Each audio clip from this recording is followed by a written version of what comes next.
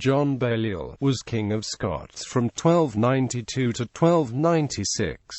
Little is known of his early life. After the presumptive heir to Alexander III died, Balliol was chosen as the new King of Scotland by a group of auditors. Edward I of England constantly tried to undermine his reign and demanded that Balliol treat Scotland as a vassal state. As a result, the Scottish grew tired of him and appointed a Council of 12 to rule instead. This council signed a treaty with France known as the Old Alliance. In retaliation, Edward invaded Scotland, starting the Wars of Scottish Independence. After a Scottish defeat in 1296, Balliol abdicated and was imprisoned in the Tower of London. Eventually, Balliol was sent to France, and made no effort to help the Scots. Scotland was then left without a monarch until Robert the Bruce ascended in 1306.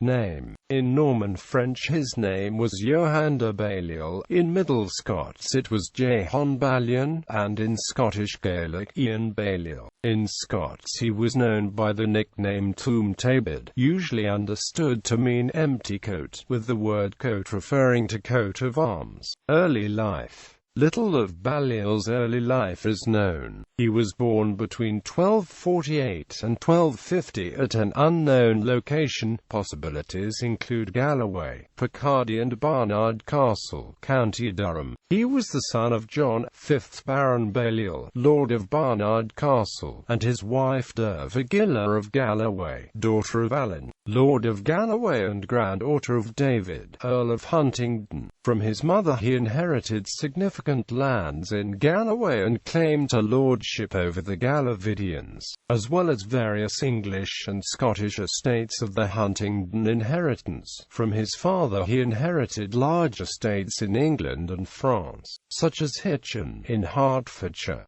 Accession as King of Scots. In 1284 Balliol had attended a parliament at Scone, which had recognised Margaret, Maid of Norway, as heir presumptive to her grandfather, King Alexander III. Following the death of Margaret in 1290, John Balliol was a competitor for the Scottish crown in the Great Cause, as he was a great-great-great-grandson of King David I through his mother, being senior in genealogical primogeniture but not in proximity of blood. He submitted his claim to the Scottish auditors with King Edward I of England as the arbitrator, at Berwick-upon-Tweed on 6 June 1291.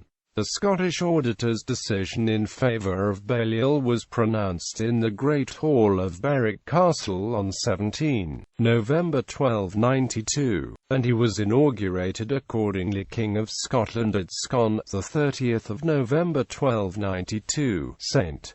Andrew's Day. Edward I, who had coerced recognition as Lord Paramount of Scotland, the feudal superior of the realm, steadily undermined John's authority. He demanded homage to be paid towards himself, legal authority over the Scottish king in any disputes brought against him by his own subjects, contribution towards the costs for the defence of England, and military support was expected in his war against France. He treated Scotland as a feudal vassal state and repeatedly humiliated the new king. The Scots soon tired of their deeply compromised king. The direction of affairs was allegedly taken out of his hands by the leading men of the kingdom, who appointed a Council of 12, in practice, a new panel of guardians, at Stirling in July 1295.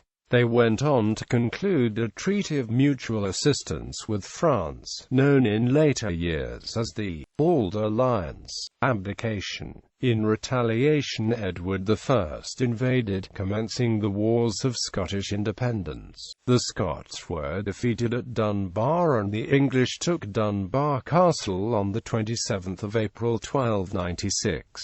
John abdicated at Strathcathra near Montrose on 10 July 1296.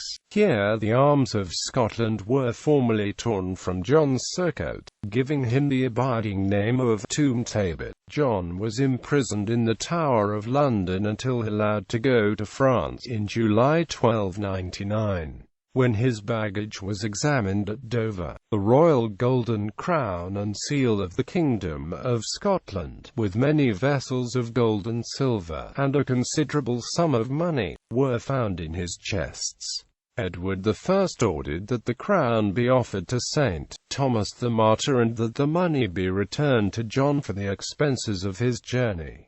But he kept the seal himself. John was released into the custody of Pope Boniface VIII on condition that he remain at a papal residence.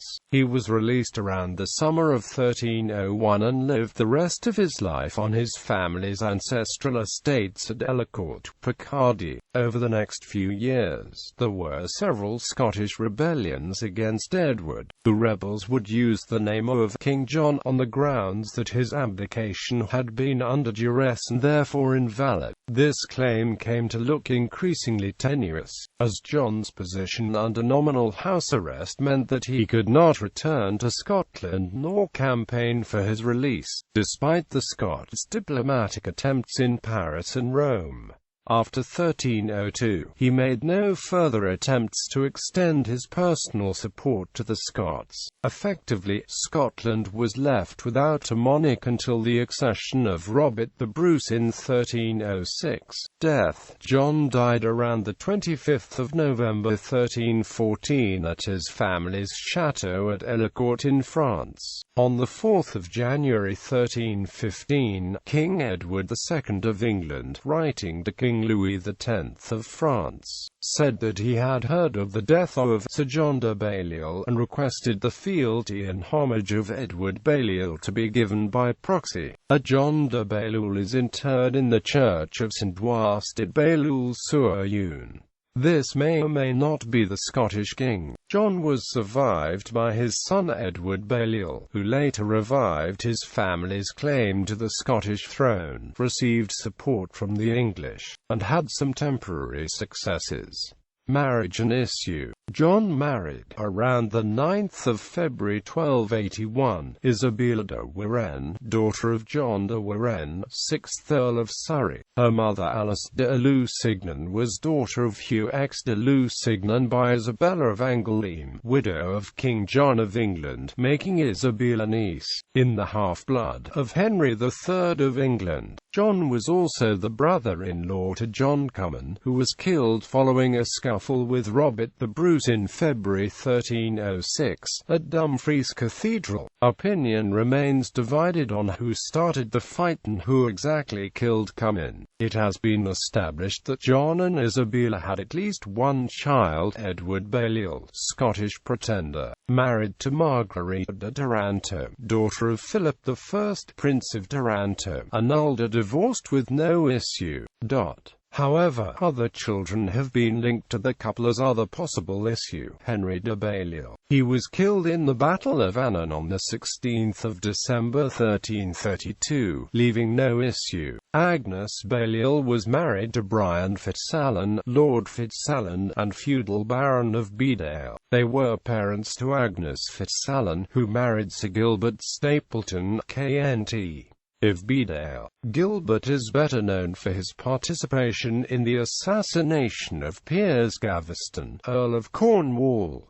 Margaret Balliol died unmarried. Fictional portrayals.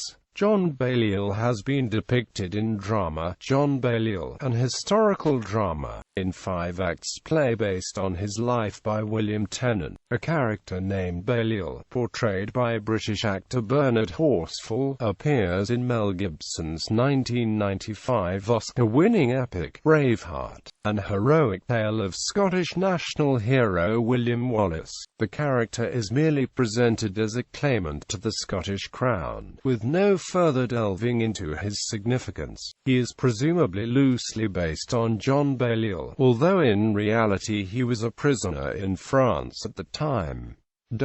Ancestry.